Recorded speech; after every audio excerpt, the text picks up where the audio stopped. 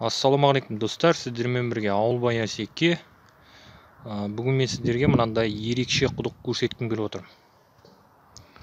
Енді көп адамдар айтуы мүмкін, бұл құдықтың ешқандай да ерекше жерін көріп тұрған жоқпын. Бұндай құдық кез келген адамның ауласында тұрған жоқ па деген сияқты. Ойлар айтуы мүмкін, комментарий жазуы мүмкін. Бұл құдықтың ерекшелігі, бұл құдықтың ішіндегі су жердің астынан шығып отырған су. Яғни қолдан қазылған құдық бұл. Су 5 метр тереңдіктен шығып жатыр. Яғни мына құдықтың тереңдігі 5 метр. Сосын айтпақшы достар, егер де сіздер менің YouTube каналыма әлі де болса жазылмаған болсаңыздар, міндетті түрде менің YouTube каналыма жазылып, қоңыраушаны басып отырыңыздар. Қазір мен бұл құдықтың ішін ашып, барлығын көрсетем, тереңдігін көрсетем, барлығын көрсетем. Ең бірінші бұл құдық туралы айтқым келіп отыр. Бұл құдықты біздер мен 5-6 оқып жүргенде қаздық. Әкем екеуміз қаздық. Әкем қазды, мен жоғары жақтан топырақ тартып тұрдым шелекпен. Бұл құдықты қазған кезде ешқандай да техника қолданған жоқпыз, яғни перфоратор, анау-мынау деген нәрсе қолданған жоқпыз. Бұл құдықты лом деген нәрсемен қазды. Қазақша айтқанда сүймен. Вот сондай нәрсемен қаздық, білектің күшімен. Қазылған нәрсе. Где-то бұл құдықты 2 жылдай ма қазды, әкем қазды. Сосын көмектесуге ағайындарымыз келді, жиендер келді. Где-то бір 6-7 жігіт келді, кілең жас жігіт. Ең кішкентайының жасы 82 жылға. Вот солар келіп бұл құдықты ойбай бір күнде бітіріп кетеміз, анау-мынау деп келді. Бірақ олар бір сөз айтқанда дым қатыра алған жоқ. Кейбіреулері бетіне лом ұрып алған адамдар да болды арасында.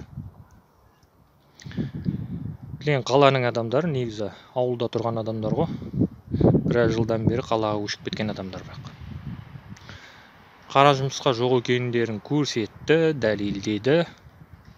Бір сөзбен айтқанда бұл құдықты әкемнің жалғыз өзі қазды. Мен жоғары жағынан топырақ тартып тұрдым шелекпен.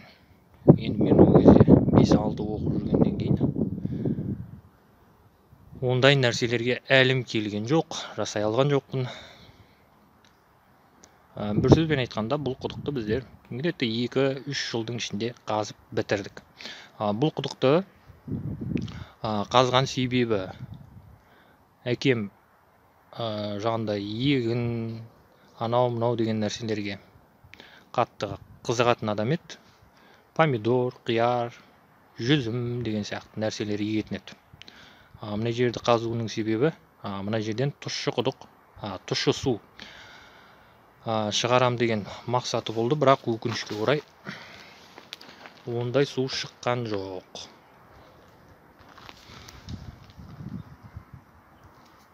Яғни мақсат сондай болды, тұщы су шығару болды, бірақ ондай су шыққан жоқ. Ащы су шықты. Бас жағында бір шелек бататындай су болды. Где-то 2-3 жылдан кейін ішіндегі суы 2 метрге дейін көтерілді. Сосын бұл Маңғыстау облысы. Яғни Маңғыстау облысын көрсетіп отырмын мен қазір. Мен Маңғыстауда тұрам. 2 жылдан кейін ба, 3 жылдан кейін ба, ішіндегі су жаңағы айтқандай көтерілді 2 метрге дейін. Сол кездерде менің ойымша жаңбыр көп жауды, қар көп жауды. Осы соңғы кездерде қарда, жаңбырда жаумай кетті. Былтыр 2021 жылы құрғақшылық болды. Мына құдықтың ішіндегі су тартылды. Осы жыл бұйырса көктемде жауын-шашын көп бола ма деген ойым бар. Енді көреміз. Осы қыста қар жауған жоқ бірақ. Жауады, еріп кетеді, жауады, еріп кетеді. Енді жауғанда да жапалақтау жаумайды. Қар аралас жаңбыр жауады, еріп кетеді. Дұрыс қыс болып отырған жоқ, былтырда болған жоқ қыс, осы жылда болған жоқ. Бұйырса енді көктемден біраз үмітіміз бар. былтырғыдай болмаса екен деген тілегіміз бар. Жалпы бұл құдықтың суымен біздер біраз нәрсе істедік. Стройкаға қолдандық, аз-маз мал ұстадық, соларды суардық малды. Жеміс ағаштары да болды. Оларды да суардық осы құдықтың суымен. Бірақ ауладағы жеміс ағаштардың барлығын былтыр 2021-де алып тастадым. Аулада ештеңе жоқ. Бір сөзбен айтқанда, бұл құдықтың суын біз біраз нәрсеге қолдандық. Жалпы стройкаға біраз пайдасы тиді. Осы құдықтың суының арқасында біздер үй салып алдық. Үйді өзіміз салдық. Енді тағы да үй салдыртып жатыр. Бұрынғыстары үйді бұзып 2020-да ол үйді жалғыз өзім бұздым сосын. Соның да фундаментін осы құдықтың суымен құйдырттым. Тасында осы құдықтың суымен қалаттым. Яғни раствор жасағанда осы құдықтың суын қолдандық. Достар, құдықтың аузын аштым.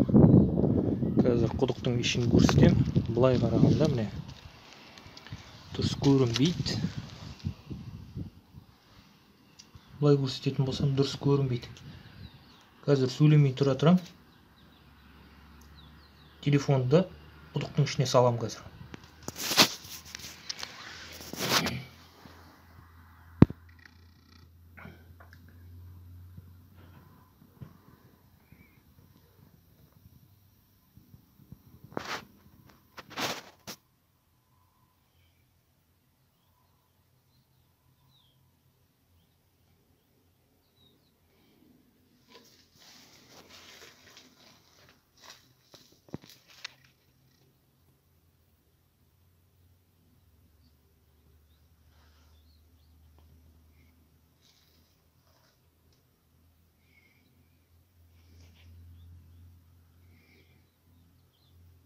Бұндай құдық енді қалды ма, бұндай құдық қазатын адамдар бар ма, жоқ па белгісіз.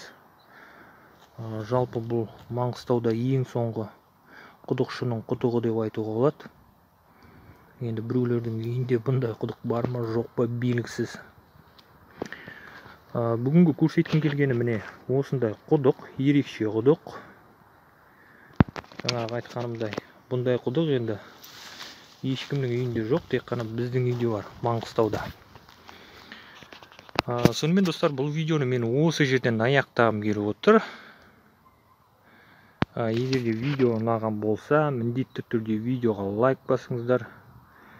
Өздеріңіздің ойларыңызды, пікірлеріңізді комментарийға жазып отырыңыздар. Сосын міндетті түрде видеоны достарыңызбен немесе тағы да басқа адамдармен әртүрлі WhatsApp группаларда тағы да басқа жерлерде бөлісіп таратып отырыңыздар. Сонымен келесі видеода кездескенше.